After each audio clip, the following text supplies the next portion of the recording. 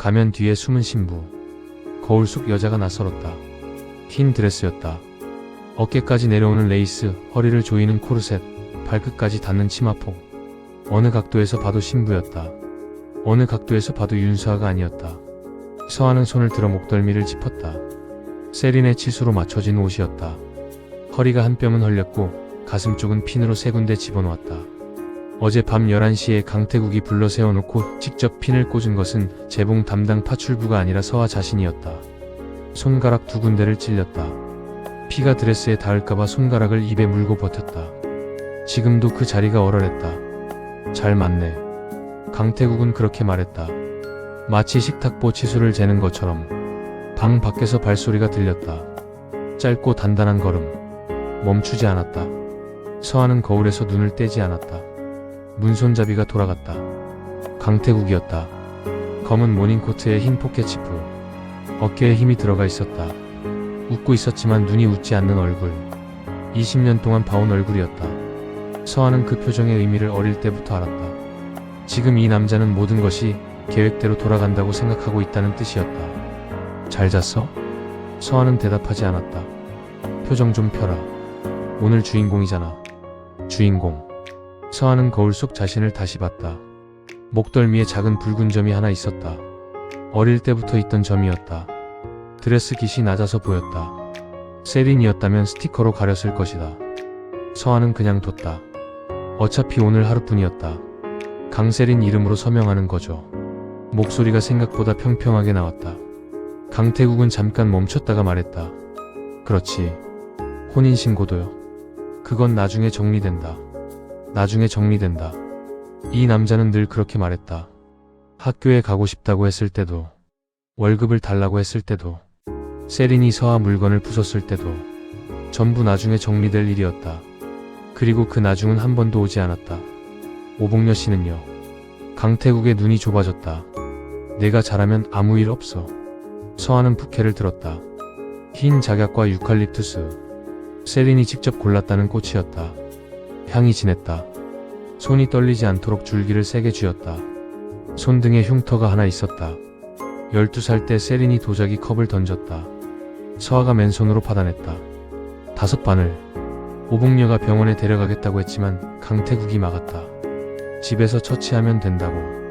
오복녀는 그날 밤새 소독하고 붕대를 갈았다. 조심스럽고 따뜻한 손이었다. 서아는 지금도 그 손을 기억했다. 오복녀 씨는요? 서아는 부케를 왼손으로 바꿔쥐었다. 흉터 쪽 손으로. 강태국이 말했다. 5분 후 입장이야. 문이 닫혔다. 서아는 혼자 거울 앞에 섰다. 이름은 강세린. 아버지는 국회의원 강태국. 오늘 결혼할 상대는 한도그룹 후계자 한무준. 드레스도 부케도 이름도 전부 남의 것이었다. 목덜미에 붉은 점만이 자기 것이었다. 서아는 거울 속 눈을 똑바로 봤다. 딱 한 번만. 그리고 돌아섰다. 복도가 길었다. 하얀 러너 위를 걷는 동안 서아는 앞만 봤다. 양쪽에 하객들이 있었다. 몇 명인지 세지 않았다. 다 강태국의 사람들이었다. 한도그룹 쪽 하객은 오른편 앞줄에 서너 전부 나이 든 남자들이었다. 표정이 없었다. 일하러 온 얼굴이었다. 웨딩 마치가 흘렀다. 서아는 박자에 맞춰 걸었다. 연습한 적 없었다. 어젯밤 강태국이 폭폭을 일러줬다. 천천히. 고개 들어. 웃어. 서아는 셋 중 하나만 했다. 고개를 들었다. 재단 앞에 남자가 서 있었다. 한무준이었다. 소문대로 얼굴에 흉터가 있었다. 오른쪽 광대뼈에서 턱선까지 희고 오래된 흉터였다. 덮으려 하지 않았다. 그냥 거기 있었다. 슈트는 검었고 넥타이도 검었다. 하객을 보지 않았다. 입장하는 서아를 보지도 않았다. 정면 어딘가를 보고 있었다. 서아가 3걸음 앞까지 왔을 때 그가 처음으로 시선을 내렸다. 눈이 마주쳤다. 서아는 반사적으로 웃으려 했다. 근육이 움직이지 않았다. 그냥 그 얼굴로 섰다. 무준도 웃지 않았다. 뭔가를 읽고 있는 것 같았다. 서아의 얼굴에서. 서아는 부케를 든 손에 힘을 줬다. 주례가 말하기 시작했다. 서아는 듣지 않았다. 강태국이 자기 옆에 서는 게 느껴졌다. 팔짱을 끼워왔다. 아버지처럼. 서아는 굳은 채로 그 손을 받았다. 식장 안이 조용했다. 누군가 코를 훌쩍이는 소리가 들렸다. 감동받은 하객이었다. 서아는 그 소리가 이상하게 멀었다. 강태국이 무준에게 서아의 손을 넘겼다. 무준의 손이 서아의 손 위에 얹혔다. 차가웠다. 서아는 그 온도를 느끼며 정면을 봤다. 무준도 정면을 봤다. 두 사람은 나란히 서서 같은 방향을 보고 있었다. 나란하지만 완전히 따로였다. 주례가 물었다. 강세린 씨, 한무준 씨를 남편으로 맞아 평생을 함께 하겠습니까? 강세린. 그 이름이 공기 중에 떴다. 서아는 한 박자 늦게 대답했다. 네. 목소리가 작았다. 주례가 다시 한번 해달라는 눈짓을 했다. 서아는 다시 말했다. 네. 그때 무준이 서아 쪽으로 고개를 돌렸다. 살짝이었다. 눈꼬리만 움직였다. 서아는 느꼈지만 보지 않았다. 정면만 봤다. 반지를 교환했다. 무준의 손가락이 서아의 약지에 반지를 끼울 때 흉터 위를 스쳤다. 멈추지 않았다. 그냥 지나쳤다. 하지만 서아는 알았다. 그 손이 잠깐 느려졌다는 걸. 식이 끝났다. 박수가 터졌다. 플래시가 터졌다. 누군가 환호했다. 강태국이 하객들을 향해 환하게 웃었다. 오늘의 진짜 주인공은 저 사람이었다. 서아는 무준 옆에 서서 정면을 봤다. 카메라가 두 사람을 찍었다. 그 사진 속에서 서아는 웃고 있었다. 나중에 그 사진을 보면 아무도 모를 것이었다. 저 여자가 강세린이 아니라는 것을, 저 웃음이 아니라는 것을. 무준만 빼고. 식이 끝나고 하객들이 이동하는 틈에 무준이 서아 옆에 서서 낮게 말했다. 입술이 거의 움직이지 않았다. 손. 서아가 보지 않고 물었다. 네? 다쳤어요. 약지. 서아는 그제야 내려봤다. 반지 아래 손가락이 붉었다. 핀에 찔렸던 자리였다. 반지 끼울 때 눌린 것 같았다. 서아는 괜찮다고 하려 했다. 무준이 먼저 시선을 거뒀다. 그리고 하객 쪽으로 걸어갔다. 서아는 그 뒷모습을 잠깐 봤다. 검은 슈트, 고든 등. 흉터는 앞에 있어서 뒤에서는 보이지 않았다. 뒤에서 보면 그냥 평범한 남자였다. 아니, 평범하지 않았다. 숨어있는 사람의 등이었다. 서아는 손가락의 통증을 느끼며 고개를 들었다. 강태국이 멀리서 눈짓을 보냈다. 웃으라는 뜻이었다.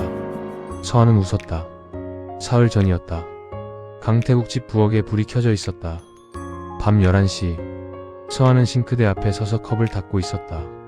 이미 다 닦인 컵이었다. 손이 그냥 움직이고 있었다. 오복녀가 옆에서 늦은 설거지를 마무리했다. 작은 여자였다. 60이 넘었는데 허리가 굽지 않았다.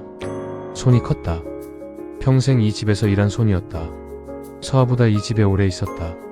서아가 시장 어귀에서 흘러들어왔을 때 이 집에서 처음 밥을 준 사람이 오복녀였다. 많이 피곤하제. 오복녀가 말했다. 물음이 아니었다. 서아는 컵을 내려놓았다.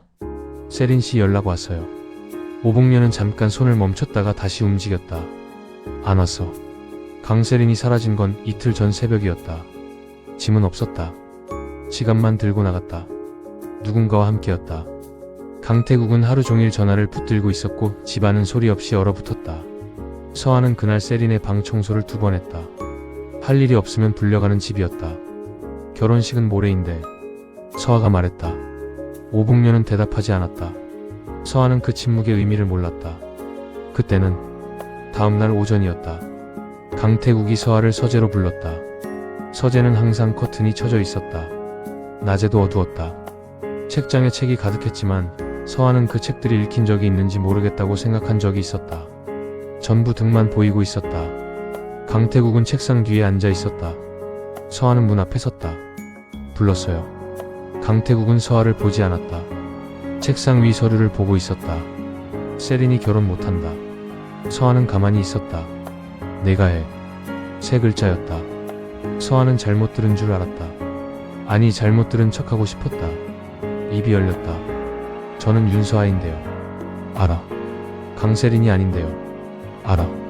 강태국은 그제야 서아를 봤다. 눈이 평평했다. 화가 난 것도 아니었다. 그냥 결정된 일을 통보하는 눈이었다. 한도그룹이랑 이 결혼이 깨지면 어떻게 되는지 알아? 서아는 알고 싶지 않았다. 내 정치 인생만 끝나는 게 아니야. 이 집에서 일하는 사람들도 전부 나가야 해. 오복녀도 포함해서. 오복녀. 그 이름이 나오는 순간 서아의 위장이 조였다. 강태국은 계속했다. 오복녀 나이가 몇이야? 63이지. 지금 허리도 안 좋고 나가면 어디 가겠어. 서하는 말이 나오지 않았다. 내가 잘하면 오복년은 여기 계속 있어. 내가 거부하면. 강태국은 문장을 끝내지 않았다. 끝낼 필요가 없었다. 서하는 서재 벽을 봤다. 커튼 사이로 빛이 가늘게 들어오고 있었다. 먼지가 그 빛 속에 떠 있었다. 서하는 그 먼지들을 보면서 숨을 골랐다. 오복년은 서하가 이 집에 처음 들어왔을 때 재워줬다. 밥을 줬다. 아무것도 묻지 않았다. 학교를 못 가는 서하에게 밤마다 책을 읽어줬다. 서하가 열이 났을 때 밤새 옆에 앉아 있었다. 가족이라는 말을 쓴 적은 없었지만 서하가 아는 가족의 전부였다. 그 사람을. 서하는 눈을 감았다가 떴다. 기간이 어떻게 돼요? 강태국의 눈에 뭔가가 스쳤다. 안도였다. 결혼식만 치러. 그 다음은 내가 알아서 한다. 나중에 정리된다는 말이었다. 서하는 알았다. 정리되지 않을 것이라는 것도 알았다. 그래도 물었다. 오복녀 씨 건드리지 않는 거죠? 그래. 서하는 고개를 끄덕였다. 서재를 나왔다. 폭도에 오복녀가 있었다. 걸레를 들고 있었다. 서하와 눈이 마주쳤다. 오복녀의 눈이 흔들렸다. 다 들은 것 같았다. 아니면 다 알고 있었던 것 같았다. 서하는 먼저 시선을 거뒀다. 오복녀 씨 저녁 뭐예요? 오복녀는 잠깐 있다가 말했다. 된장찌개. 맛있겠다. 서하는 그냥 걸어갔다. 눈물이 나올 것 같았는데 나오지 않았다. 이 집에서 오래 살면 그렇게 됐다. 울어야 할 때 몸이 울지 않았다. 그 대신 나중에 엉뚱한 때 나왔다. 혼자 걸레질할 때, 혼자 밥 먹을 때, 자려고 누웠을 때. 지금은 나오면 안 됐다. 서하는 폭도 끝 자기 방으로 들어갔다. 문을 닫았다. 좁은 방이었다. 창문이 하나 있었다. 창밖에 주차장이 보였다. 서하는 그 창문 앞에 서서 주차장을 내려다봤다. 강태국의 차가 주차되어 있었다. 저 차에 실려서 내일 모래식장에 가는 것이다. 서하는 그날 밤 잠을 자지 못했다. 뒤척이다가 새벽 3시에 일어나 부엌에 갔다. 오복녀가 아직 깨어 있었다. 두 사람은 아무 말 없이 나란히 앉아 식은 보리차를 마셨다. 오복녀가 말했다. 너는 어딘가에 진짜 가족이 있을 거야. 서하는 컵을 들여다봤다. 그런 말 하지 마요. 왜? 없는 것보다 더 슬프니까요. 오복녀는 대답하지 않았다. 대신 서하의 손 위에 자기 손을 얹었다. 크고 거친 손이었다. 따뜻했다. 두 사람은 그렇게 한참 앉아 있었다. 차가 철문 안으로 들어갔다. 성북동에서 한남동까지 40분이었다. 서하는 조수석에 앉지 않았다. 뒷좌석에 혼자 앉았다. 드레스를 갈아입을 시간이 없었다. 피로연이 끝나자마자 강태국이 차에 태웠다. 어서 들어가라는 뜻이었다. 오래 있으면 누군가 알아본다는 뜻이기도 했다. 무주는 다른 차로 먼저 들어가 있었다. 본가는 컸다. 대문에서 현관까지 걸어서 2분이었다. 정원에 나무가 많았다. 밤이라 형체만 보였다. 조명이 군데군데 박혀 있었지만 오히려 더 어두워 보였다. 서하는 캐리어를 끌었다. 강태국 집에서 챙긴 짐이었다. 옷 몇 벌, 세면도구, 책 2권. 작은 캐리어였다. 집사처럼 보이는 남자가 현관에 서 있었다. 모시겠습니다. 서하는 고개를 끄덕였다. 안으로 들어갔다. 넓었다. 천장이 높았다. 조명이 따뜻한 색이었는데 온기가 느껴지지 않았다. 벽에 그림이 걸려 있었다. 꽃그림이었다. 비쌀 것 같았다. 서하는 보지 않았다. 계단 위에 여자가 서 있었다. 50대였다. 단아하게 차려입었다. 머리가 단정했다. 눈이 컸다. 그 눈으로 서하를 내려다보고 있었다. 내려다본다는 느낌이 아니었다. 보고 있다는 느낌이었다. 아주 오래, 아주 자세히. 최문영이었다. 한진호의 아내. 한무준의 어머니. 서하는 허리를 굽혀 인사했다. 인사드립니다. 강세린입니다. 최문영은 잠깐 대답이 없었다. 서하가 고개를 들었을 때 최문영이 계단을 내려오고 있었다. 천천히. 시선을 거두지 않고 서하 앞까지 왔다. 키가 서하보다 약간 작았다. 가까이서 보니 눈가에 주름이 있었다. 오래 울었거나 오래 잠을 못 잔 사람의 주름이었다. 최문영이 손을 들었다. 서하는 반사적으로 굳었다. 손이 서하의 어깨 위에 얹혔다. 그리고 최문영은 서하의 얼굴을 가만히 봤다. 눈을 봤다. 코를 봤다. 입술을 봤다. 서하는 뭐라고 해야 할지 몰라서 그냥 있었다. 최문영의 시선이 아래로 내려갔다. 목덜미였다. 붉은 점이 있는 자리였다. 최문영의 손가락이 아주 살짝 서아의 드레스 깃을 건드렸다. 숨을 멈추는 것 같았다. 서아는 그 손길이 이상하다고 생각했다. 시어머니가 며느리 목덜미를 보는 이유가 없었다. 피곤하겠구나. 최문영이 말했다.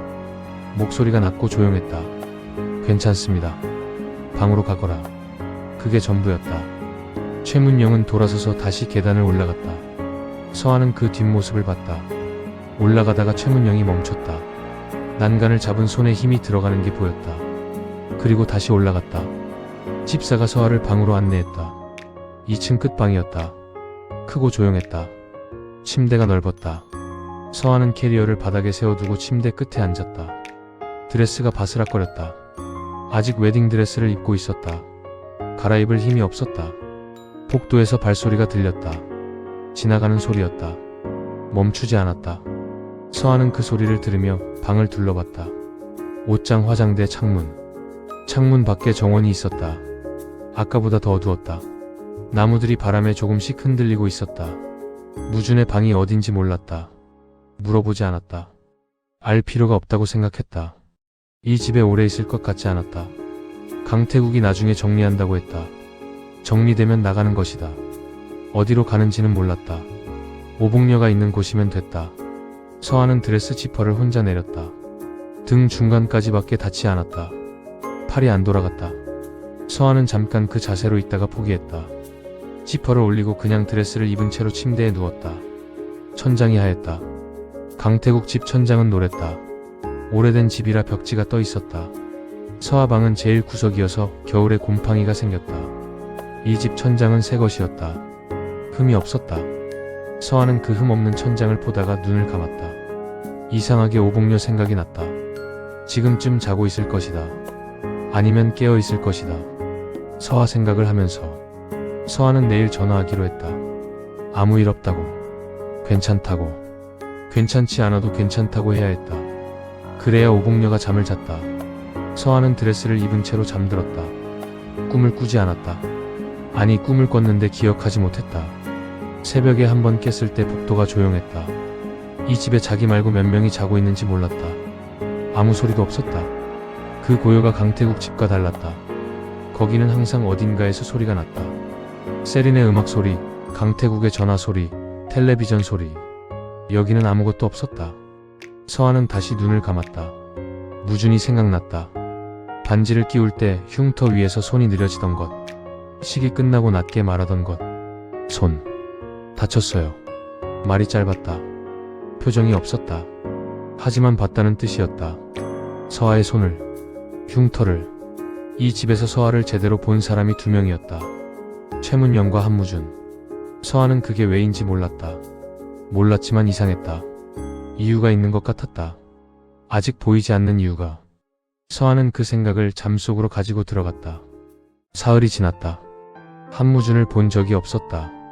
식사 시간에 나오지 않았다. 아침은 혼자 먹었고 점심은 걸은 적도 있었다. 저녁은 최문영과 둘이 앉았다. 넓은 식탁이었다. 6명은 앉을 수 있는 자리에 2사람이 마주 앉았다. 최문영은 많이 먹지 않았다. 서아도 많이 먹지 않았다. 2사람 사이에 말이 없었다. 집사 박씨가 어느 날 저녁 서아에게 말했다. 도련님은 3층에 계십니다. 서아는 밥을 먹다가 숟가락을 내려놓았다. 올라가면 안 되는 건가요? 박씨는 잠깐 뜸을 들였다. 도련님이 원하실 때 내려오십니다. 그게 전부였다. 서아는 그 말을 이해했다. 이 집에서 무주는 있지만 없는 사람이었다. 밥은 3층으로 올라갔다. 빨래는 문 앞에 놓이면 사라졌다. 그가 존재한다는 증거는 그것뿐이었다. 바깥에서 말이 많았다. 신혼여행을 안 갔다고. 신부가 첫날부터 혼자 지낸다고. 한무준이 이상한 사람이라 그렇다고. 서아는 그 말들을 강태국이 보낸 기사를 통해 들었다. 강태국은 매일 연락을 해왔다. 짧은 문자였다. 별일 없지. 이상한 거 눈에 띄면 바로 연락해. 서아는 답장을 보내지 않았다. 닷새째 되는 날 아침이었다. 서아는 일찍 깼다. 버릇이었다. 강태국 집에서는 새벽 5시에 일어나 아침 준비를 했다. 여기는 그럴 필요가 없었다. 주방에 사람이 따로 있었다. 서아는 뭘 해야 할지 몰라서 그냥 돌아다녔다. 정원으로 나갔다. 아침 공기가 차가웠다. 나무들이 많았다. 이름 모를 나무도 있었다. 서아는 천천히 걸었다. 잔디가 발 아래서 눌렸다. 오래간만에 목적 없이 걷는 기분이었다. 3층 창문에 불이 켜져 있었다. 서아는 올려다봤다. 커튼이 쳐져 있었다. 인기척은 없었다. 하지만 새벽 5시에 불이 켜져 있다는 건 자지 않았다는 뜻이었다. 아니면 잠을 못 잔다는 뜻이었다. 서아는 시선을 내렸다. 주방으로 들어갔다. 물을 끓였다. 보이차가 있었다. 향이 깊고 따뜻한 차였다. 서아는 찻잔을 2개 꺼냈다가 하나를 다시 넣었다. 자기 것 하나만 만들었다. 마시다가 잠깐 멈췄다. 찻잔을 하나 더 꺼냈다. 차를 따랐다. 작은 쟁반에 찻잔 하나를 올렸다. 서아는 그 쟁반을 들고 3층으로 올라갔다. 계단 끝에 문이 하나 있었다. 닫혀 있었다. 서아는 문 앞에서 잠깐 섰다. 두드렸다. 대답이 없었다. 서아는 쟁반을 문 앞 바닥에 내려놓았다. 그리고 내려갔다. 다음날 아침에 올라가 보니 찻잔이 비어 있었다. 서아는 빈잔을 들고 내려왔다. 그 다음 날도 차를 올렸다. 그 다음 날도. 대답은 없었다. 문은 열리지 않았다. 하지만 찻잔은 매일 비어 있었다. 서아는 그것으로 충분하다고 생각했다. 이유는 없었다. 그냥 그랬다. 열흘째 되는 날이었다. 차를 올려놓고 내려가려는데 문이 열렸다. 서아는 계단 중간에서 멈췄다. 무준이 문 앞에 서 있었다. 슬랙스의 셔츠 차림이었다. 셔츠 단추가 위에서 2개 열려 있었다. 머리가 정돈되지 않았다. 잠을 못 잔 얼굴이었다. 흉터가 이 각도에서도 보였다. 광대뼈에서 턱선까지. 낮에 보니 더 선명했다. 무준은 서아를 봤다. 서아는 올려다봤다. 매일 가져다 줬어요. 낮고 조용한 목소리였다. 식장에서 들었던 것과 같은 목소리였다. 네, 왜요? 서아는 잠깐 생각했다. 불이 켜져 있어서요. 무준은 대답하지 않았다. 서아를 보다가 찻잔을 봤다. 그리고 말했다. 올라와요. 서아는 올라갔다. 3층은 달랐다. 아래층과 구조가 같았지만 느낌이 달랐다. 책이 많았다. 벽 전체가 책이었다. 책상이 창가에 있었다. 종이들이 펼쳐져 있었다. 가까이서 보지 않았다. 무준이 창가 의자에 앉았다. 서아는 찻잔을 책상 옆에 내려놓았다. 무준이 찻잔을 들었다. 마셨다. 서아는 나가려고 돌아섰다. 앉아요. 서아는 돌아봤다. 무준은 찻잔을 내려다보고 있었다. 서아를 보지 않았다. 서아는 방 안 의자를 찾았다. 책상 반대편에 작은 의자가 있었다. 거기 앉았다. 두 사람 사이에 말이 없었다. 무준은 차를 마셨다. 서아는 무릎 위에 손을 올리고 있었다. 창밖으로 정원이 보였다. 아침 햇살이 나무 사이로 들어오고 있었다. 서아가 매일 걷는 길이 보였다. 3층에서 내려다보면 이렇게 보이는구나. 서아는 생각했다. 잠을 못 자요. 서아가 물었다. 무준은 잠깐 있다가 말했다. 오래됐어요. 차가 도움이 됐어요. 조금. 서아는 고개를 끄덕였다. 더 묻지 않았다. 이유를 알 필요가 없었다. 오복녀도 그랬다. 서아가 밤에 울고 있어도 왜 우냐고 묻지 않았다. 그냥 옆에 있었다. 그게 더 나을 때가 있었다. 무준이 빈 찻잔을 내려놨다. 내일도 가져다 줄 거예요? 서아는 일어서며 말했다. 불이 켜져 있으면요. 무준은 대답하지 않았다. 서아는 3층을 내려왔다. 계단을 내려오면서 생각했다. 괴물이라는 소문이 있었다. 세상에 나오지 못하는 사람이라는 말도 있었다. 하지만 서아가 본 건 달랐다. 잠을 못 자는 사람이었다. 숨어있는 사람이었다. 그게 어떤 기분인지 서아는 알았다. 강태국 집에서 20년을 그렇게 살았다. 있지만 없는 사람으로. 서아는 2층 자기 방으로 들어갔다. 창밖에 정원이 있었다. 나무들이 햇살 속에서 조용히 서 있었다. 2주가 지났다. 서아의 하루는 조용히 자리를 잡았다. 새벽에 일어나 정원을 걷고 차를 끓여 3층에 올려두고 최문영과 저녁을 먹고 자기 방으로 들어갔다. 할 일이 없었다. 강태국 집에서는 할 일이 너무 많았다. 여기는 반대였다. 서아는 그 비어있는 시간이 처음에는 낯설었고 나중에는 불안했다. 손이 가만히 있으면 몸이 긴장했다. 어느 날 오후 서아는 주방에서 최문영의 식사를 준비하는 것을 도왔다. 주방 담당 아주머니가 말렸지만 서아는 그냥 했다. 칼질이 빨랐다. 능숙했다. 아주머니가 잠깐 손을 멈추고 봤다. 많이 해보셨네요. 네, 요리 좋아하세요? 서아는 잠깐 생각했다. 좋아하는지 모르겠어요. 그냥 해왔어요. 아주머니는 더 묻지 않았다. 저녁을 차렸다. 최문영이 내려왔다. 식탁에 앉으며 국을 봤다. 서아를 봤다. 내가 했어? 거들었습니다. 최문영은 숟가락을 들었다. 한 모금 떴다. 내려놓지 않았다. 계속 먹었다. 서아는 그걸 다 먹었다는 뜻으로 받아들였다. 식사가 끝날 무렵 최문영이 말했다. 무준이 밥을 잘 안 먹어. 서아는 국그릇을 치우다 멈췄다. 입에 맞는 게 없어서. 어릴 때부터 그랬어. 최문영은 서아를 보지 않았다. 식탁 위 어딘가를 보고 있었다. 좋아하는 게 있어요. 서아가 물었다. 흰주. 담백한 거. 서아는 고개를 끄덕였다. 다음 날 아침이었다. 서아는 새벽부터 일어나 흰죽을 썼다. 쌀을 충분히 불렸다. 참기름을 한 방울만 넣었다. 간은 거의 하지 않았다. 차와 함께 쟁반에 올려 3층으로 가져갔다. 문을 두드렸다. 차 가져왔어요. 죽도요. 안에서 소리가 났다. 의자 끄는 소리 같았다. 잠깐 후 문이 열렸다. 무준이 쟁반을 봤다. 서아를 봤다. 죽은 왜요? 드셔보세요. 무준은 쟁반을 받지 않았다. 서아는 그냥 들고 안으로 들어갔다. 책상 위 종이들을 한쪽으로 밀고 쟁반을 내려놨다. 무준은 그 과정을 보고 있었다. 서아가 숟가락을 죽 옆에 놓으며 말했다. 씻기 전에 드세요. 그리고 나가려 했다. 앉아요. 서아는 돌아봤다. 무준은 이미 의자에 앉아 죽을 보고 있었다. 서아를 보는 게 아니었다. 그냥 습관처럼 말하는 것 같았다. 서아는 저번처럼 책상 반대편 의자에 앉았다. 무준이 숟가락을 들었다. 한 번 떴다. 먹었다. 멈추지 않았다. 계속 먹었다. 서아는 보지 않으려 했지만 봤다. 천천히 먹는 사람이었다. 급하지 않았다. 절반쯤 먹었을 때 숟가락을 내려놓고 차를 마셨다. 그리고 다시 죽을 먹었다. 다 먹었다. 빈 그릇이었다. 무준은 그릇을 내려다보다가 말했다. 어디서 배웠어요? 서아는 창밖을 보다가 대답했다. 살다 보니까요. 무준은 더 묻지 않았다. 서아는 쟁반을 챙겼다. 빈 그릇을 올리다가 손목이 꺾이며 그릇이 기울었다. 무준이 손을 뻗었다. 그릇을 잡았다. 동시에 서아의 손등이 무준의 손 위에 얹혔다. 둘 다 멈췄다. 무준의 시선이 서아의 손으로 내려갔다. 손등의 흉터였다. 오래된 흉터. 선명하고 길었다. 서아는 손을 빼려 했다. 무준이 잡지 않았다. 그냥 보고 있었다. 서아는 빼지 않았다. 무준의 손가락이 흉터 위를 스쳤다. 결혼식 때처럼 느려졌다.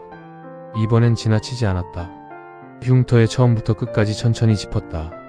서아는 숨을 참았다. 무준의 손이 따뜻했다. 예상하지 못했다. 식장에서 처음 잡혔을 때는 차가웠는데 무준이 말했다. 언제 났어요? 12살 때요. 어떻게? 서아는 잠깐 있었다. 컵이 깨졌어요. 사실이었다. 전부는 아니었다. 무준은 더 묻지 않았다. 서아의 손을 한 번 더 봤다. 그리고 손을 놓았다. 서아는 그릇을 쟁반에 올렸다. 무준이 조용히 말했다. 재벌가 딸 손이 아니에요. 서아는 멈췄다. 무준은 창밖을 보고 있었다. 서아를 보지 않았다. 그 말이 비난인지 아닌지 알 수 없었다. 표정이 없었다. 하지만 목소리에 뭔가가 있었다. 차갑지 않은 무언가. 서아는 쟁반을 들었다. 맛있게 드셔서 다행이에요. 그리고 나갔다. 계단을 내려오는 동안 손등이 느껴졌다. 흉터 위를 짚던 온도가 남아있었다. 서아는 왼손으로 오른손 손등을 덮었다. 그 온도가 사라지기 전에 이 집에 와서 처음으로 누군가 그 흉터를 봤다. 강태국은 본 적 없었다. 세리는 자기가 만들어 놓고 기억하지 못했다. 오복녀만 알았다. 그 손을 밤새 소독해준 사람이니까. 그런데 무준이 봤다. 보고 물었다. 서아는 2층 자기 방으로 들어가 문을 닫았다. 침대에 앉았다. 손등을 내려다봤다. 흉터는 그대로였다. 달라진 게 없었다. 달라진 건 서아 쪽이었다. 뭔지 몰랐다. 설명할 수 없었다. 그냥 아까보다 숨이 편하게 쉬어졌다. 그게 전부였다. 서아는 그 이상 생각하지 않기로 했다. 창밖에 바람이 불었다. 정원 나무들이 흔들렸다. 최문영은 매일 서아를 봤다. 식사 때마다, 복도에서 마주칠 때마다, 정원에서 마주칠 때마다, 볼 때마다 같은 눈이었다. 멀리서 보는 눈, 가까이 가고 싶은데 못 가는 눈. 서아는 그 눈이 불편했다. 시어머니가 며느리를 보는 눈이 아니었다. 뭔가 다른 눈이었다. 어느 날 오후였다. 서아는 정원 벤치에 앉아 책을 읽고 있었다. 강태국 집에서 챙겨온 책 중 하나였다. 오래된 소설이었다. 오복녀가 예전에 읽어주던 책이었다. 서아는 그게 좋아서 가져왔다. 인기척이 났다. 최문영이었다. 서아는 책을 덮고 일어서려 했다. 최문영이 손을 들었다. 앉아있어. 최문영이 벤치 반대편에 앉았다. 두 사람 사이에 거리가 있었다. 최문영은 정원을 봤다. 서아도 정원을 봤다. 바람이 조금 불었다. 나무가 흔들렸다. 무준이 밥을 먹더라. 서아는 대답하지 않았다. 박 씨한테 들었어. 내가 죽을 썼다고. 입에 맞으셨으면 다행이에요. 최문영이 서아를 봤다. 강태국 집에서 요리를 배웠어? 서아는 잠깐 멈췄다. 배운 건 아니고요. 하다 보니까요. 거기서 오래 있었지. 네, 어릴 때부터. 네. 최문영은 다시 정원을 봤다. 서아는 옆 얼굴을 봤다. 이 각도에서 보면 눈과 주름이 더 보였다. 입술이 가늘게 다물려 있었다. 뭔가를 참고 있는 입술이었다. 부모님은? 서아는 책을 손에 쥐었다. 없어요. 언제부터? 기억이 없어요. 어릴 때부터 강태국 씨 집에 있었어요. 최문영의 손이 무릎 위에서 움직였다. 쥐었다 폈다. 서아는 그 손을 봤다. 어릴 때 어디 있다가 거기 갔어? 서아는 잠깐 있었다. 시장이요. 떠돌았다고 들었어요. 들었다고? 기억은 없어요. 최문영의 숨소리가 달라졌다. 아주 조금. 서아는 느꼈지만 이유를 몰랐다. 최문영은 잠깐 눈을 감았다가 떴다. 정원 끝 나무를 봤다. 몇 살에 거기 들어갔어? 3살인가 4살이라고 들었어요. 최문영이 고개를 돌렸다. 서아를 봤다. 이번엔 달랐다. 멀리서 보는 눈이 아니었다.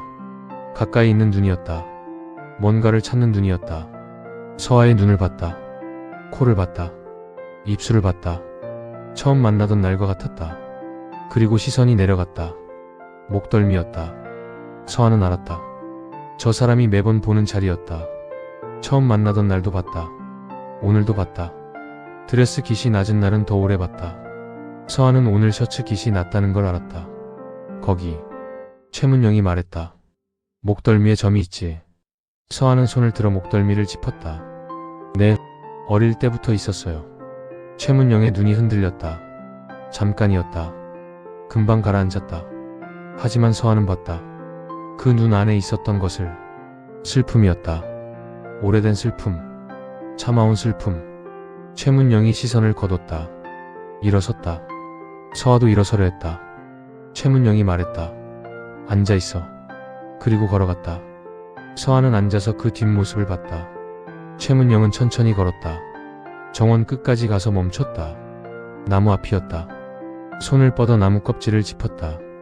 거기서 한참 있었다. 서아는 보다가 시선을 내렸다. 손에 책이 들려 있었다. 오복녀가 읽어주던 책. 표지가 낡았다. 서아는 그 표지를 손가락으로 짚었다. 너는 어딘가에 진짜 가족이 있을 거야. 오복녀의 말이 났다. 서아는 그때도 믿지 않았다. 지금도 믿지 않으려 했다. 하지만 최문영의 눈이 자꾸 생각났다. 그 눈 안에 있던 것. 슬픔만이 아니었다. 슬픔 뒤에 있던 것. 그리움이었다. 서아는 책을 폈다. 읽히지 않았다. 글자가 들어오지 않았다. 서아는 책을 덮고 정원을 봤다. 최문영은 아직 나무 앞에 서 있었다. 움직이지 않았다. 바람이 불었다. 나무가 흔들렸다. 최문영의 어깨가 조금 내려갔다. 서아는 그게 울음인지 바람인지 알 수 없었다. 알고 싶지 않았다. 알면 안 될 것 같았다. 서아는 시선을 거뒀다. 책을 다시 폈다. 이번에는 읽으려 하지 않았다. 그냥 페이지를 봤다. 활자들이 나열되어 있었다. 의미 없이. 발소리가 났다. 최문영이 돌아오는 소리였다. 서아는 고개를 들지 않았다. 최문영이 지나갔다. 서아 옆을 지나며 잠깐 멈췄다. 멈춘 게 느껴졌다. 그리고 다시 걸었다. 현관문이 닫혔다. 서아는 혼자 벤치에 남았다. 목덜미를 짚었다. 붉은 점이 있는 자리. 어릴 때부터 있었다. 거울에서 볼 때마다 그냥 점이었다. 신경 쓴 적 없었다. 지금도 그냥 점이어야 했다. 서하는 손을 내렸다. 책을 폈다. 강태국의 문자가 줄었다. 처음 일주일은 매일 왔다. 2주가 지나며 이틀에 한 번이 됐다. 한 달이 되니 일주일에 한 번이었다. 서하는 답장을 보내지 않았다. 강태국은 그래도 보냈다. 습관처럼. 서하는 그 문자들을 읽지 않고 쌓아뒀다. 오복녀에게는 매일 전화했다. 짧은 통화였다. 오복녀는 잘 지내냐고 물었다. 서하는 잘 지낸다고 했다. 오복녀는 밥은 먹냐고 물었다. 서하는 먹는다고 했다. 그게 전부였다. 둘 다 더 하고 싶은 말이 있었다. 둘 다 하지 않았다. 어느 날 밤이었다. 서하는 잠을 못 자고 부엌에 내려왔다. 물을 마시려 했다. 불을 켜지 않았다. 창밖에 달이 있어서 어둡지 않았다. 냉장고를 열었다.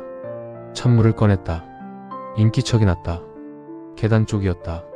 서하는 돌아봤다. 무준이었다. 셔츠에 바지 차림이었다. 머리가 헝클어져 있었다. 한 손에 뭔가를 들고 있었다. 가까이 오니 보였다. 약통이었다. 작은 갈색 약통. 무준은 서하를 보고 멈췄다. 두 사람은 어둠 속에서 마주봤다. 서하가 먼저 말했다. 잠이 안 오세요? 무준은 약통을 내려다봤다. 습관이에요. 약을 드세요. 자려고. 서하는 잠깐 있었다가 냉장고를 다시 열었다. 물을 꺼내 잔에 따랐다. 무준 앞에 내밀었다. 무준은 약통에서 알약을 꺼냈다. 물과 함께 삼켰다. 서하는 그 옆에 서서 자기 물을 마셨다. 부엌이 조용했다. 달빛이 창으로 들어왔다. 무준의 얼굴 오른쪽이 빛 속에 있었다. 흉터가 보였다. 이 각도에서 이 빛으로 보니 달랐다. 낮에 보는 것보다 더 선명했다. 더 오래된 것 같았다. 서하는 보지 않으려 했지만 봤다. 무준이 말했다. 봐도 돼요. 서하는 시선을 거뒀다. 죄송해요. 익숙해요. 무준은 잔을 내려놓고 창밖을 봤다. 달이 있었다. 구름이 조금 있었다. 무준은 한참 창밖을 보다가 말했다. 언제부터 잠을 못 잤는지 기억이 없어요. 서하는 냉장고에 물을 넣으면서 들었다. 어릴 때부터요. 어릴 때는 달랐어요. 그때는 무서워서 못 잤고 지금은 그냥 안 와요. 무서워서. 서하는 그 말을 잡았다. 묻지 않았다. 무준이 계속했다. 이 집에 오래 있었어요. 어릴 때부터. 나가지 못했어요. 왜요? 무준은 서하를 봤다. 위험했으니까요. 그게 전부였다. 더 말하지 않았다. 서하는 더 묻지 않았다. 위험했다는 말이 어떤 무게인지 몰랐다. 하지만 그 말을 하는 목소리가 가벼웠다. 오래 사귄 사람의 목소리였다. 서하는 식탁 의자에 앉았다. 무준도 맞은편에 앉았다. 두 사람은 아무 말 없이 앉아 있었다. 달빛이 식탁 위에 떨어졌다. 서하는 그 빛을 보다가 말했다. 저도 나가지 못하는 집이 있었어요. 무준이 봤다. 강태국 씨 집이요. 이유는 달랐지만요. 무준은 대답하지 않았다. 거기선 항상 뭔가를 해야 했어요. 손이 비면 불안했어요. 여기 와서도 한동안 그랬어요. 아무것도 안 해도 된다는 게 이상했어요. 서하는 말하고 나서 자기가 왜 이걸 말하는지 몰랐다. 무준에게 할 말이 아니었다. 그냥 나왔다. 어두운 부엌이라서 그랬는지 몰랐다. 달빛 때문인지 몰랐다. 무준이 말했다. 지금은요. 지금은 조금 나아요. 여기가 낫다는 거예요. 서하는 생각했다. 모르겠어요. 다른 거예요. 무준은 서하를 봤다. 오래 봤다. 서하는 그 시선을 받으며 식탁을 봤다. 달빛이 나무결을 비췄다. 무준이 말했다. 나는 곧 나갈 거예요. 서하는 올려봤다. 이 집 말고요. 밖으로. 위험하지 않아요? 곧 아니게 돼요. 무준의 목소리가 단단했다. 두려움이 없었다. 서하는 그 목소리를 들으며 생각했다. 이 남자는 숨어있는 사람이지만 언젠가 나올 준비가 된 사람이었다. 두려워서 못 나오는 게 아니라 때를 기다리는 사람이었다. 그건 달랐다. 완전히 달랐다. 무준이 일어섰다. 자야겠어요. 서하도 일어섰다. 무준이 계단 쪽으로 가다가 멈췄다. 등을 보인 채로 말했다. 강세린이 아니죠. 서하는 굳었다. 무준은 돌아보지 않았다. 처음부터 알았어요. 식장에서. 서하는 말이 나오지 않았다. 무준은 계단을 올라갔다. 발소리가 멀어졌다. 3층 문이 닫혔다. 서아는 부엌에 혼자 섰다. 달빛이 그대로였다. 식탁이 그대로였다. 달라진 게 없었다. 서아의 숨만 달라졌다. 처음부터 알았다고 했다. 그러면서 한 달을 아무 말하지 않았다. 차를 마셨다. 죽을 먹었다. 손등에 흉터를 짚었다. 나란히 앉아 있었다. 알면서 서아는 식탁 의자를 잡았다. 힘이 빠지는 것 같았다. 무릎이 아니라 어딘가 다른 데서 오래 버티던 게 조금 풀리는 느낌이었다. 창밖에 달이 있었다. 뉴스가 터진 건 새벽이었다. 서아는 잠결에 핸드폰 진동을 들었다. 강태국이었다. 새벽 2시였다. 서아는 받지 않았다. 다시 울렸다. 받지 않았다. 세 번째의 진동을 껐다. 아침에 일어나 핸드폰을 봤다. 부재중 12통. 전부 강태국이었다. 문자도 있었다. 읽지 않은 문자가 쌓여 있었다. 서아는 가장 최근 것부터 열었다. 전화 받아. 지금 당장. 너 때문이 아니야. 나 때문이야. 제발. 제발. 서아는 그 단어를 봤다. 강태국이 제발이라는 말을 쓰는 걸 처음 봤다. 서아는 뉴스 앱을 열었다. 첫 화면에 강태국이 있었다. 사진이었다. 검찰청 앞이었다. 포토라인이었다. 강태국은 고개를 숙이고 있었다. 그 옆에 기사들이 달려 있었다. 강태국 의원, 과거 불법 정치자금 수수 혐의 피의자 소환. 20년 전 권력형 비리 재조사 착수. 핵심 인물 강태국 특정. 강태국 측 사실 묵은 부인에도 증거자료 다수 확보. 서아는 핸드폰을 내려놓았다. 20년 전 권력형 비리. 그 단어가 눈에 걸렸다. 서아는 다시 기사를 열었다. 읽었다. 20년 전 정치권 권력 암투. 특정 정치 명문가를 제거하려 했던 세력. 그 세력의 핵심에 강태국이 있었다는 내용이었다. 증거가 나왔다. 오래된 문서였다. 누군가 보관하고 있던 것이었다. 서아는 기사를 덮었다. 아래층에서 소리가 났다. 내려갔다. 한진호였다. 처음 보는 얼굴이었다. 결혼식에 오지 않았다. 사업차 해외에 있다고 들었다. 키가 크고 머리가 희끗했다. 검은 코트를 입고 있었다. 현관에 서서 최문영과 뭔가를 낮게 얘기하고 있었다. 서아가 계단을 내려오자 두 사람이 멈췄다. 한진호가 서아를 봤다. 멈추는 눈이었다. 강태국이 처음 서아를 볼 때와 달랐다. 최문영이 서아를 볼 때와도 달랐다. 이 눈은 서아는 설명할 수 없었다. 그냥 이상했다. 이 남자가 서아를 본 게 처음인데 처음 보는 눈이 아니었다.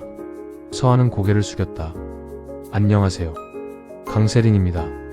한진호는 대답이 없었다. 최문영이 말했다. 어서 와서 앉아. 식탁에 셋이 앉았다. 한진호는 서아를 보다가 시선을 커피잔으로 내렸다. 최문영은 한진호를 봤다. 두 사람 사이에 뭔가가 있었다. 말이 아닌 것이었다. 서아는 그 사이에서 커피를 마셨다. 한진호가 말했다. 뉴스 봤어요. 서아는 잔을 내려놓았다. 네, 강태국 씨 연락 왔어요. 왔어요. 받았어요. 안 받았어요. 한진호는 서아를 봤다. 뭔가를 재는 눈이었다. 무게를 달아보는 것 같았다. 서아는 그 시선을 받으며 앉아 있었다. 잘했어요. 그게 전부였다. 한진호는 일어섰다. 최문영에게 눈짓을 했다. 두 사람은 서재로 들어갔다. 문이 닫혔다. 서아는 혼자 식탁에 남았다. 커피가 식었다. 서아는 그 식은 커피를 마셨다. 창밖에 아침 햇살이 있었다. 평범한 아침이었다. 뉴스 속 강태국 사진이 생각났다. 고개를 숙인 얼굴. 포토라인. 항상 어깨에 힘이 들어가 있던 남자였다.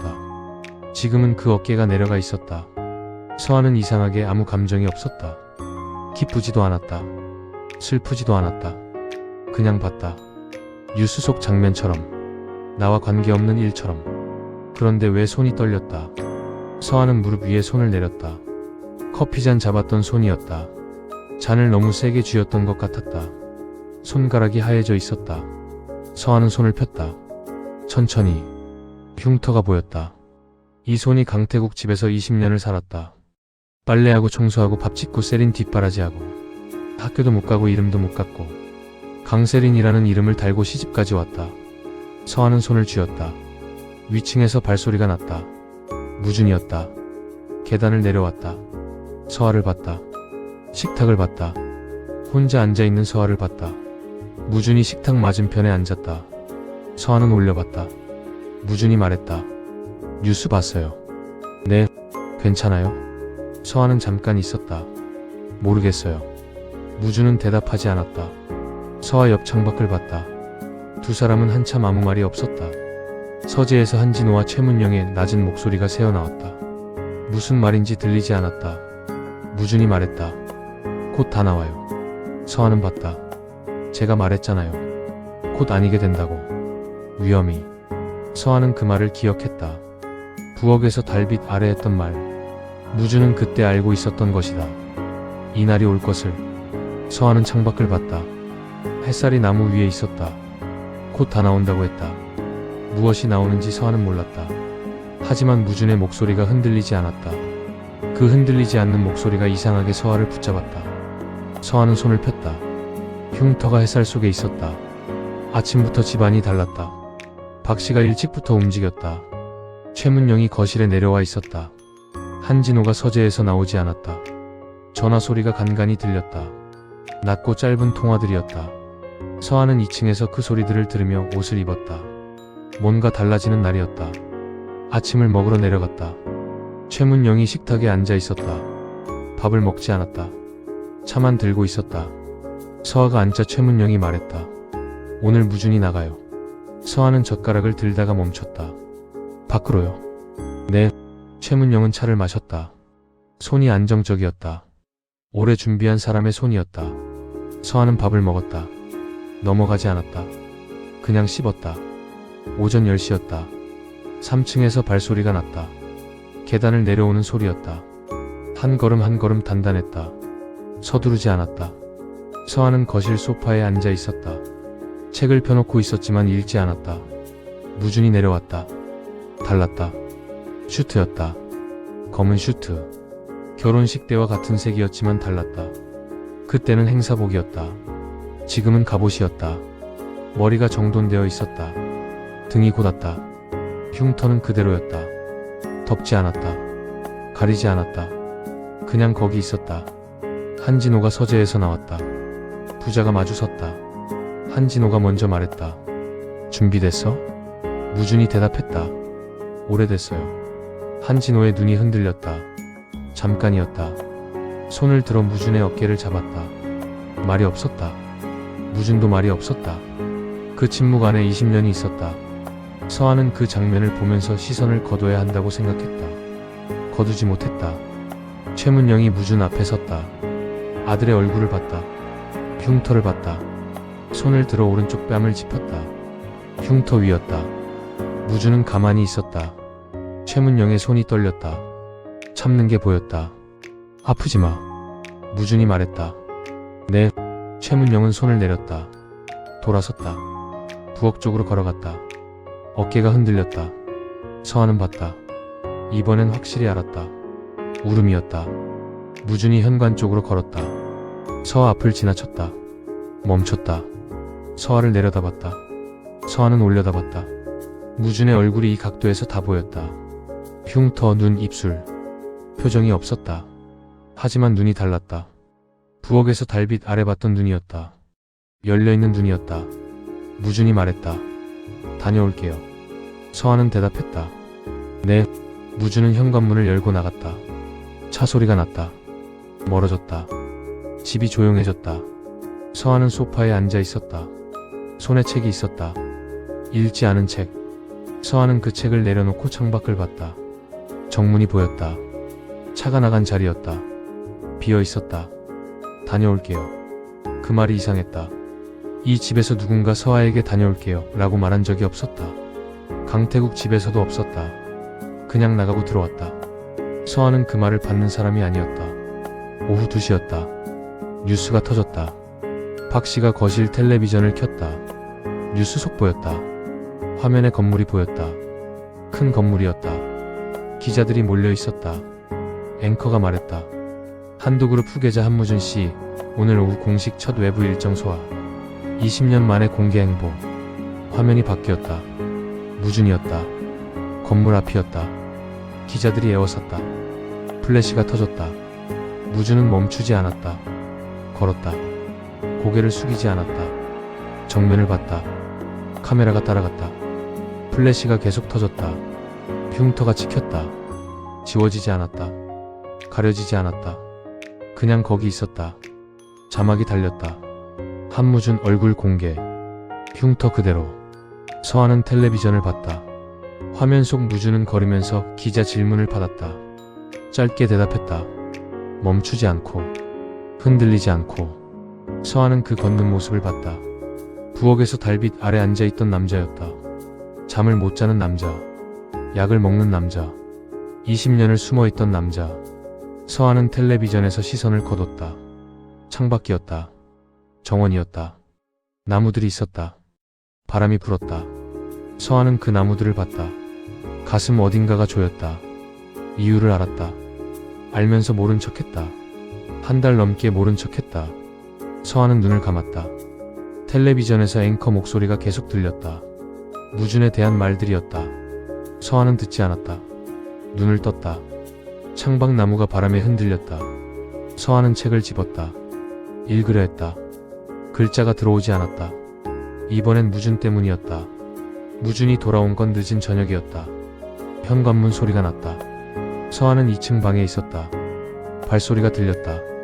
계단을 올라오는 소리. 3층으로 가는 소리. 문이 닫혔다. 서한은 차를 끓였다.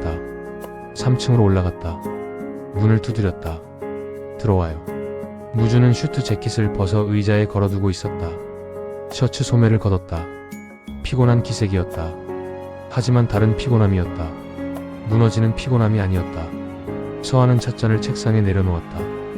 무준이 앉았다. 차를 마셨다. 서한은 나가려 했다. 앉아요. 서한은 앉았다. 무준은 차를 두 손으로 감싸 쥐었다. 창밖을 봤다. 밤이었다. 정원이 어두웠다. 조명이 나무 아래 깔려 있었다. 어떻던가요? 바퀴. 무준이 물었다. 서한은 잠깐 생각했다. 텔레비전으로 봤어요. 무준은 서한을 봤다. 무섭지 않던가요? 무섭기보다. 서한은 말을 찾았다. 걷는 게 좋아 보였어요. 무준은 잠깐 있다가 다시 창밖을 봤다. 입꼬리가 아주 조금 움직였다. 웃음이라고 하기엔 작았다. 하지만 서한은 봤다. 이 남자가 처음으로 그런 표정을 짓는 것을. 아래층에서 발소리가 났다. 한진호였다. 계단을 올라오는 소리가 3층 앞에서 멈췄다. 문을 두드렸다.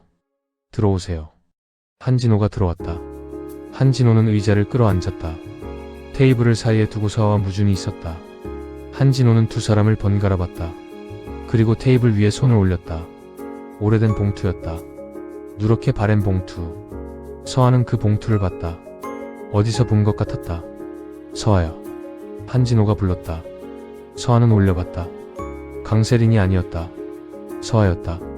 한진호는 서아의 진짜 이름을 알고 있었다. 할 말이 있어요. 한진호의 목소리가 낮았다. 흔들리지 않으려는 목소리였다. 서아는 그 목소리를 들으며 손을 무릎 위에 올렸다. 오래전 일이에요. 20년 전. 한진호는 봉투를 봤다. 그때 나는 선택을 해야 했어요. 두 아이가 있었어요. 하나는 무준이었고 서아는 숨을 참았다. 하나는 내 딸이었어요. 정원 조명이 창으로 들어왔다. 나무 그림자가 벽에 있었다. 서아는 그 그림자를 봤다. 한진호의 말이 들렸다. 무준을 숨겨야 했다. 죽으면 나라가 뒤집히는 아이였다. 그래서 자기 아들로 위장했다. 친딸은 밖으로 피신시켰다. 믿을 만한 사람에게 맡겼다. 큰 돈을 줬다. 그 사람들이 돈만 챙기고 아이를 버렸어요. 서아의 손이 떨렸다. 시장에 버렸어요. 서울시장 어귀에. 서아는 그 말을 들었다. 기억이 없었다. 3살이었다. 기억이 없는 게 당연했다. 하지만 몸이 알았다. 오래된 곳이 조여왔다. 그 아이를 강태국이 데려갔어요. 한진호의 눈이 붉었다. 20년 동안 찾았어요. 찾지 못했어요. 그런데 한진호는 서아를 봤다. 내가 이 집에 왔어. 서아는 말이 나오지 않았다.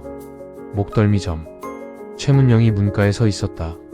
언제 들어온 줄 몰랐다. 눈이 붉었다. 손이 문틀을 잡고 있었다.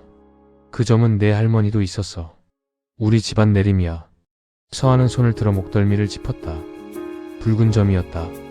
어릴 때부터 있었다. 거울에서 볼 때마다 그냥 점이었다. 웨딩드레스 입던 날 드레스 깃이 낮아서 보였다. 최문영이 처음 만나던 날부터 봤다. 이유가 있었다. 서하는 손을 내렸다. 저는 목소리가 나오지 않았다. 다시 했다. 저는 강태국 씨 집에서 하녀로 살았어요. 한진호의 눈에서 뭔가가 흘렀다. 서하는 말을 잃었다. 20년이 한꺼번에 왔다. 빨래하던 손, 세린에게 맞던 날들, 학교 못 간 아침들, 오복녀의 따뜻한 손, 강태국의 평평한 눈, 웨딩드레스, 흉터. 그게 전부 이 봉투에서 시작된 것이었다. 최문영이 서하 앞에 앉았다.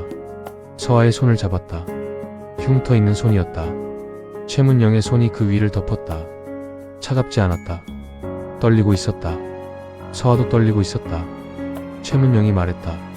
미안해. 그 말이 나오는 순간 서하는 알았다. 이 사람은 이 말을 20년 동안 준비했다는 것을. 서하는 눈물이 나오지 않았다. 이 집에서 한 달 넘게 울지 않았다. 강태국 집에서 20년을 울지 않았다. 몸이 굳어 있었다. 최문영의 손이 서하의 손 위에 있었다. 무준은 아무 말이 없었다.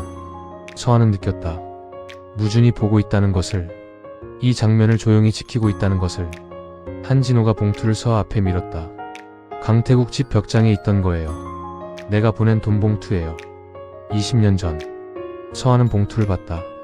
어릴 때 본 것 같았다. 강태국 집 벽장 속, 높은 선반 위. 서하가 어릴 때 한 번 봤다. 만지지 않았다.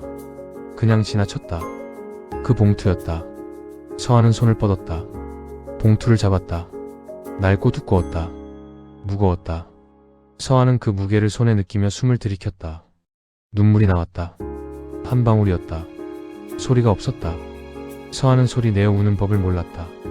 20년 동안 배우지 못했다. 그냥 한 방울이 뺨을 타고 내려갔다. 최문영이 서하를 안았다.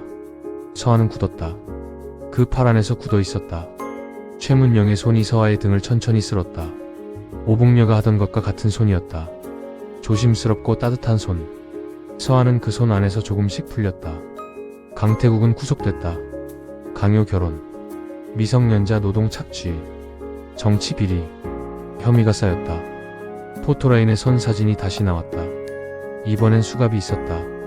서하는 그 사진을 보지 않았다. 핸드폰을 덮었다. 강세리는 참고인으로 소환됐다.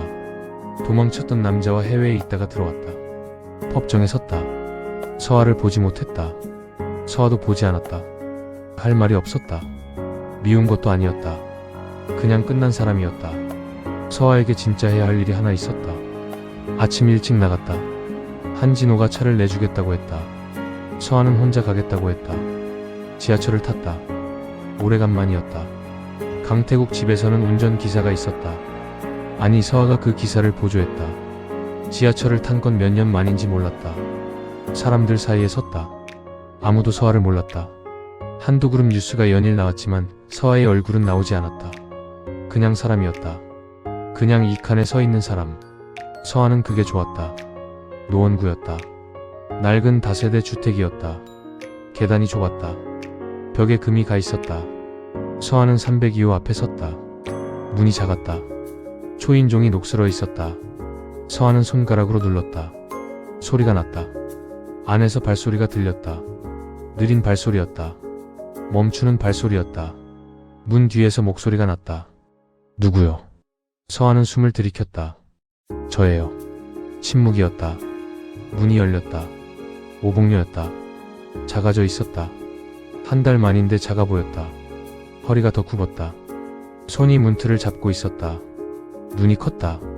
그 큰 눈으로 서하를 봤다. 위에서 아래까지, 아래에서 위까지. 정말. 오복녀의 목소리가 갈라졌다. 우리 서하냐? 서하는 웃으려 했다. 안 됐다. 입술이 떨렸다. 어머니, 저예요. 오복녀가 손을 뻗었다. 서하의 얼굴을 잡았다. 두 손으로.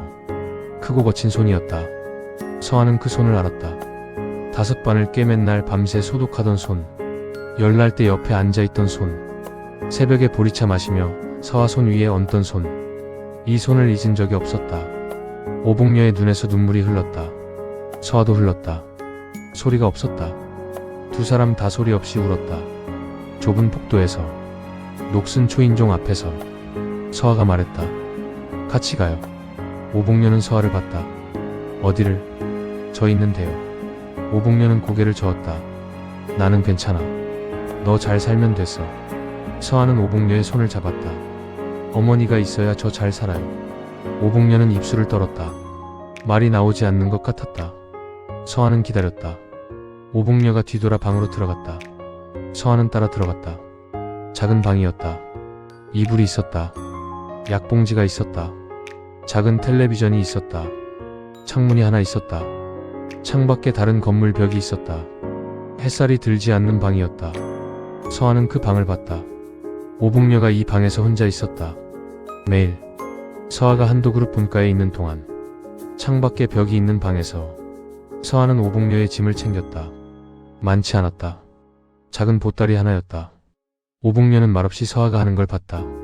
막지 않았다. 서아가 보따리를 들고 일어서자 오복녀가 말했다. 거기 가면 뭐라고 해? 나를. 서아는 생각했다. 어머니라고 해요. 오복녀의 눈이 또 흔들렸다.